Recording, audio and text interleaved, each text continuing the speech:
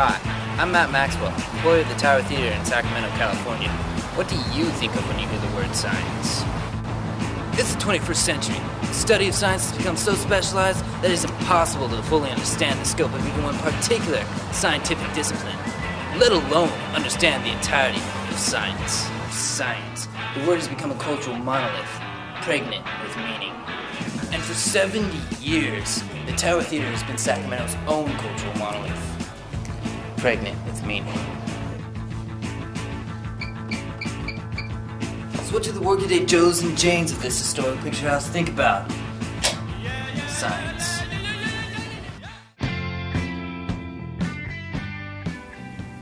Who created something that I'm really stoked about? Thomas Edison. He did a lot of work in film and a lot of inventions. I'm thankful for the telephone. Was that Alexander Graham Bell? I suppose my favorite is Carl Sagan. I think he's a real good author, and he has a real gift for communicating the sort of beauty of science and complex ideas to common people. I'd probably have to go with the guy that I learned the most about, or most from growing up. That would be Bill Nye. One episode in particular that sticks out, he had Soundgarden on there, and Chris Cornell was at the mixing board showing us how to layer music and stuff, and it had to do with sound waves and stuff like that. My favorite scientist is, cannot remember the guy's first name because it's not really that memorable. Something Feynman. Read this book about quantum physics that I actually caught like this much of. And the reason why I really like him is I was able to catch a little bit because he was good at explaining it, like as if you're a total moron, using everyday analogies. My favorite scientist is Carl Sagan because he very deftly, and I would say quite fully, explains the majesty of science and all its grand implications for humanity. Dune by Frank Herbert. Actually, it's not true, it's not Dune, it's Children of Dune. The Secrets to Younger Skin, which is a book written by a dermatologist. I think it's just called Atlas of the Human Anatomy for the artist.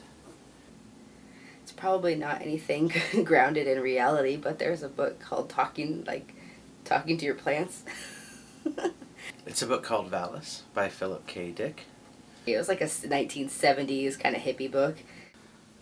I would go with the Carl Sagan book called The Demon Haunted World. I don't know if it was bullshit though or not. I mean, that was back in the 70s, but it's still interesting to think about that your plants are like pets or something.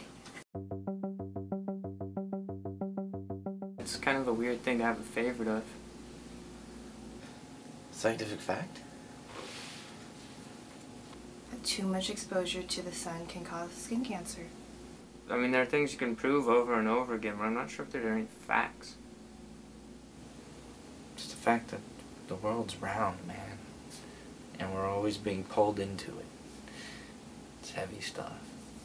That gravity, it's heavy stuff. I think it's neat to know why the sky's blue, because of the process known as Rayleigh scatter, right? Because that's something people often say, well, you might as well ask why the sky's blue. And you know, it's because of Rayleigh scatter. I guess that would be another great scientific fact, like finding fossils and stuff of like,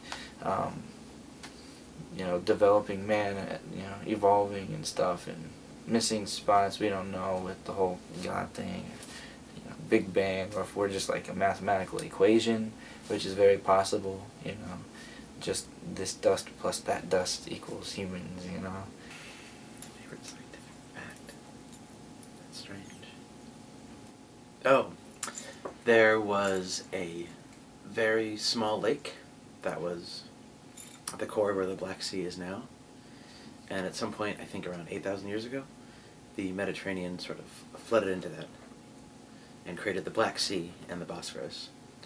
And the theory is that this is the flood.